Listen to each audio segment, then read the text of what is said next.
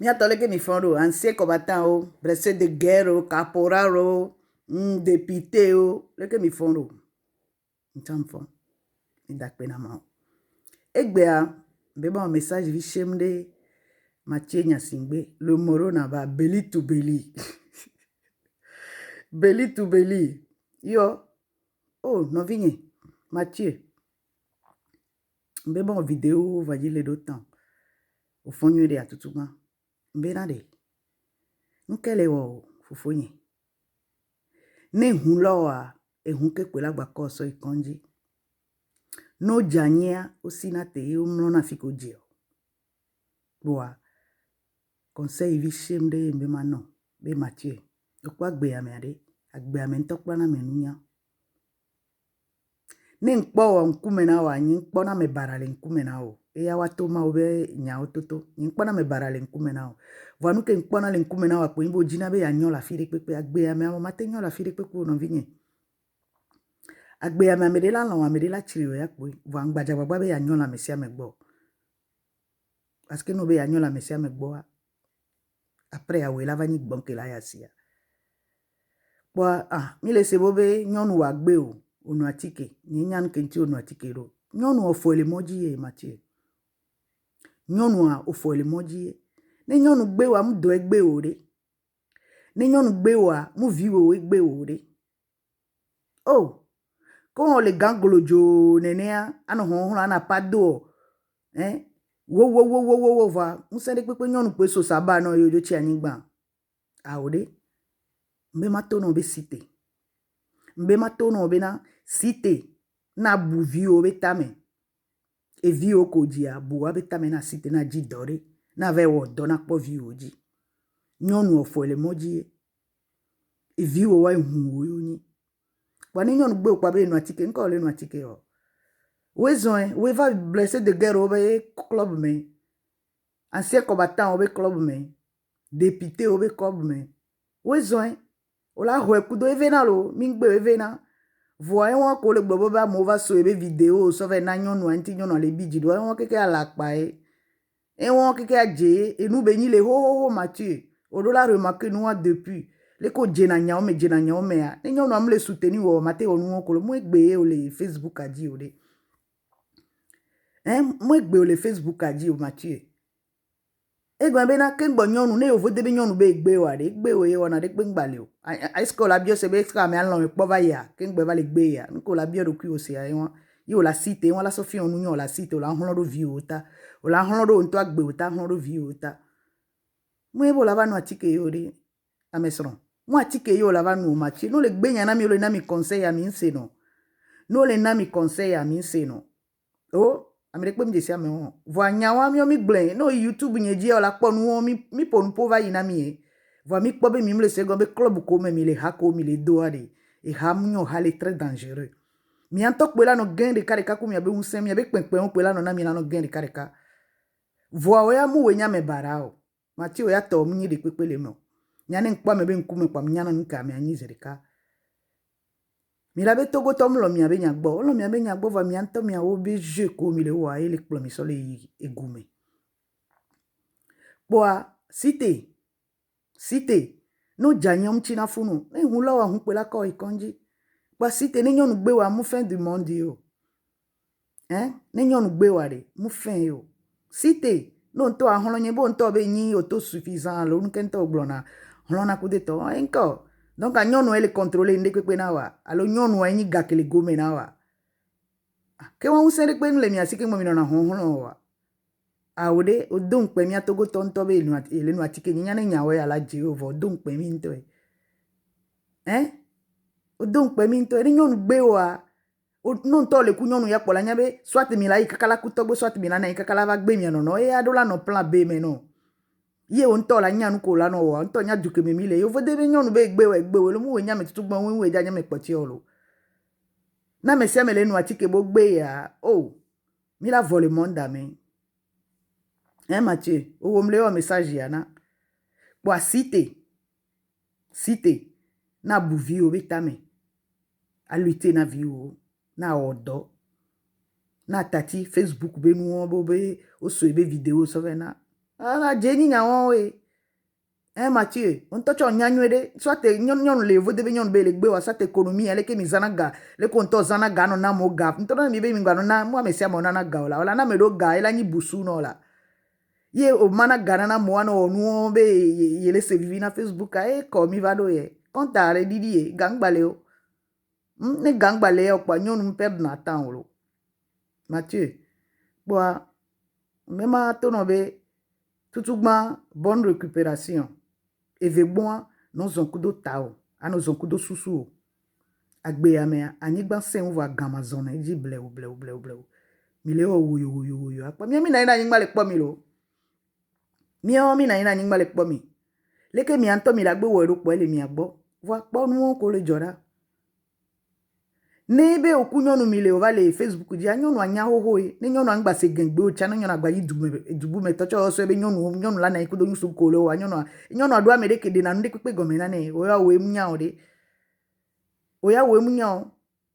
nyonu mate si te pola gbe o nene harika zrika chan o de ni nu be job problem a mi la no do hoho nto we mu remarque problem so gomejeje o de no vinye boa même ton va citer ne a fond kuta ne a dit do a récupérer do na a honoro view ta e view ele nyin tutugba e do yin na mesron tutugba e ve gbo yin na nyonu e ton gbo yin na on to dokio tutugba view yo la bu après do e ve gbo e ton gbo nyonu voilà le ko wa le we do am nyore nke ba vi on le fond ma fan vi o nke ba vi on le fond la cité nyonu gbe o e ve na lo yin gbo no lo nyonu amenya gbo e la ve o voa no vi yen mu e mo nyere yo le so re be ele nu atike am mo nyere o le so mbu vi o be ta me wa cité ka ba le funu ne yama po nu na ve a récupérer do na po vi o ji a honro vi o ta na nye ba no susu me no be na de nyonu o fo ele mo ji e la te ba gbe o fan ne ke ma te ma gbe o fan o se nke le glona wa Mathieu ba cité nyonu ngba so saba no o kebe ni sécurité agent de sécurité a ojo chi anyi gba ni anke o yo va le fan via anke o cité boanya mbe ma porter soutien no parce que nyin kpono bo nya me bara o ameke nto nya me bara le ele debe poke ava gbere ka kokokoko togo viola va nya me ke nto nya me le mi ame ocho o bara o va yilo amese me la tu mi ba nyigba ke di mi le zon are e se lenti la ya ke le poise lenti mi awe mse gome mi le zo budu la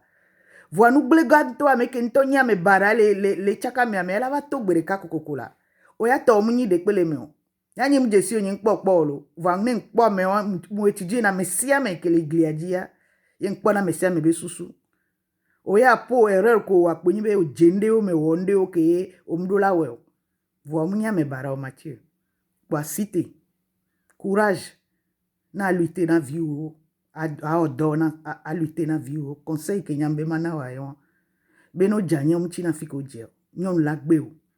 ne hun lo wa hun ke pe la wa ko so ikonji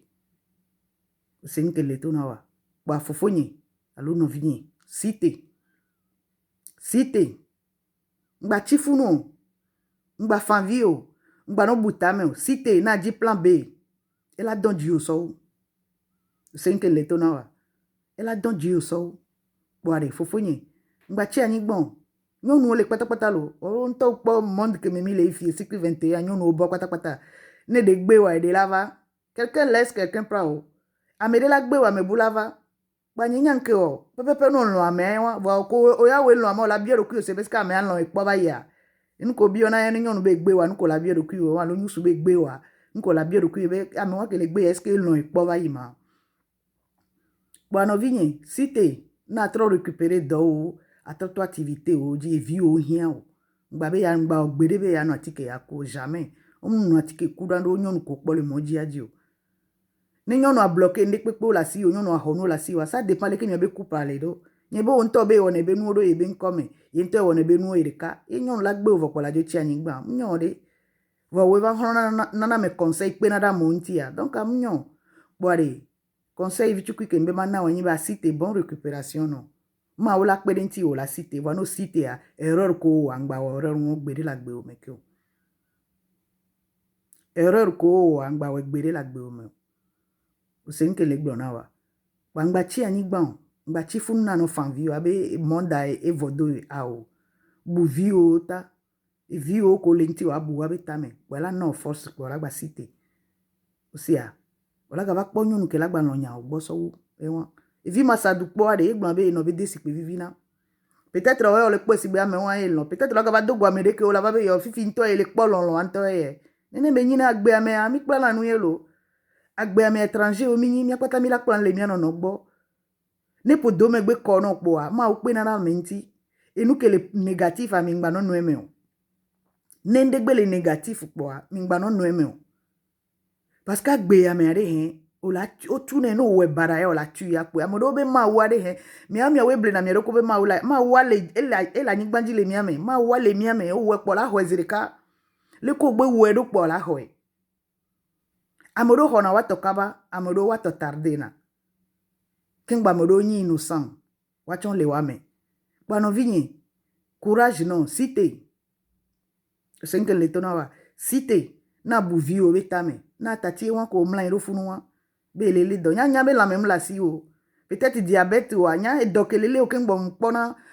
o va do na ana pa gado mo ngba be we mi pata mi ko na nulo o don ko ko na nya gbogbore nko mpo vai nko nu gbogbore voa mpo be o ba one trop parce que on to tout ma santé wa mi santé mi do pa on to la bu o be na on to bu do kio kengbo on to kpo do kio ji kengbo na kwa me buto voile ko le ana no me le no nene ya vale ke mila no nene ya le ko le adoji voa me bara nya nyin kari jibo nya me bara